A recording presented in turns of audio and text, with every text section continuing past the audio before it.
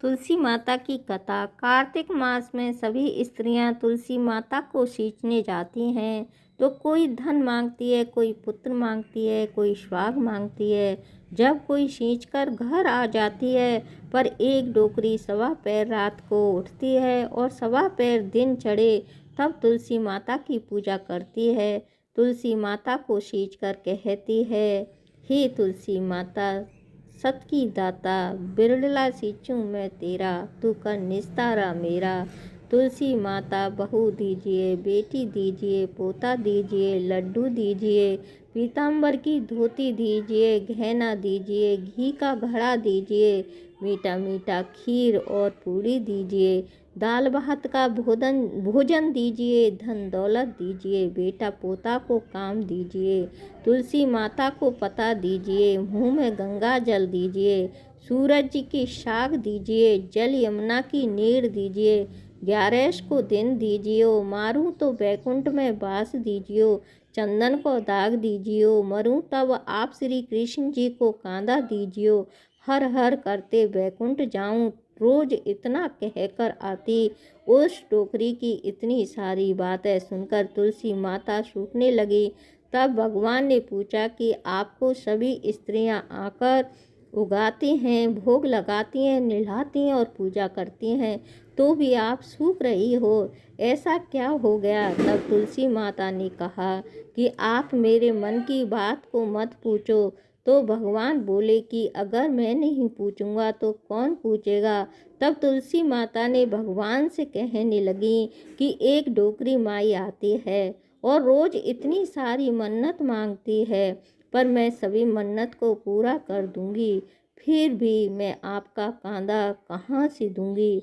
तो भगवान बोले कि जैसा नसीब में होगा वैसा ही होगा, आप सोचिए मत, हरे भरे होकर फूलिए फलिए। भगवान ने कहा कि जब वहाँ मरेगी तब मौके पर मैं और आप ही कंधा देंगे। आप स्वयं जब वह पूजा करने आए तब कह देना कि सब कुछ तुम्हें मिल जाएगा। कुछ दिन बाद वह डोकरी ठोकर खाकर रास्ते में गिरकर मर गई। पूरे गांव में सभी लोग आए और डोकरी को सभी लोग धर्मात्मा मानते थे। उसको तुलसी जी की डोकरी भी कहते थे। उसके परिवार में कोई नहीं था, इसलिए गांव वालों ने भी उसकी अंतिम संस्कार करने की योजना बनाई और उसे नहलाकर जब बैकुंठी पर बैठाने के लिए उसे उठाने लगे तो उसकी लाश इतनी भारी हो गई कि उसे कोई नहीं उठा पाया। तू उसे देखकर उसे देखकर लोग ने तरह तरह की बातें करने लगे, कहने लगे कि यह इतना पूजा पाठ करती थी, हर समय माला फेरती थी, इसलिए इतनी भारी हो गई है। वह पूरे गांव में चर्चा होने लगी कि डोकरी माई कोई भक्त नहीं थी, ना पूजा करती थी, यह तो छल कपट करती थी। हम इसे धर्मात्मा समझते थे, यह तो पापिन निकली जो कि किसी से भी नहीं उठ पा रही है। इधर भगवान ने सोचा कि मेरे भक्तों की निंदा हो रही है, इसलिए भगवान ने बूढ़े ब्राह्मण का वेश धारण करके आए और वहाँ पर एकत्रित लोगों से पूछने लगे कि यहाँ पर इतनी भीड़ क्यों लगी हुई है। इससे लोग कहने लगे कि यह डोकरी मर गई है और बड़ी पापिन थी, जिससे वह किसी से उठ भी नहीं रही है। सब उठा कर इसे थक गए। तब वो ब्राह्मण ने बोले, तुम एक तरफ हो जाओ, मुझे एक बार डोकरी के कानों में कहने दो, फिर वह देखो उठती है या नहीं। तो सभी लोग एक तरफ हो गए और वह प्रयास करके देख ली तो बोल कहते हैं, आप भी प्रयास करके देख लीजिए।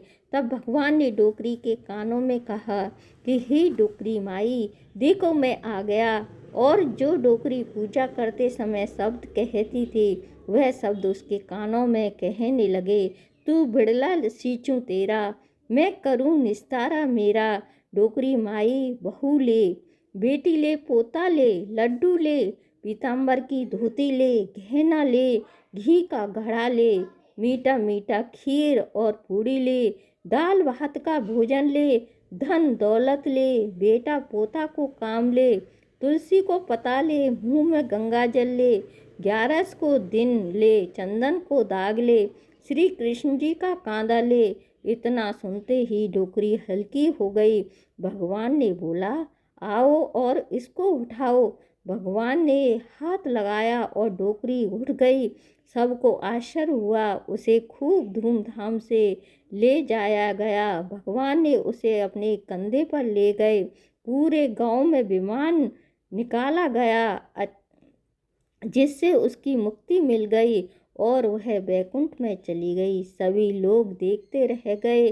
सभी लोगों ने देखा कि मुर्दा घाट तक तो ब्राह्मण साथ ही आया था, लेकिन अब वह दिखाई नहीं दे रहा है, जिससे लोग को समझ में आ गई कि यह कोई नहीं था, वो साक्षात भगवान आए हुए थे।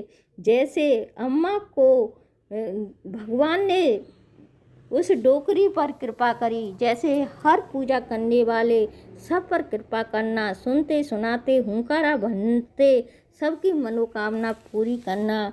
अगर वीडियो पसंद आई हो तो लाइक करना, सब्सक्राइब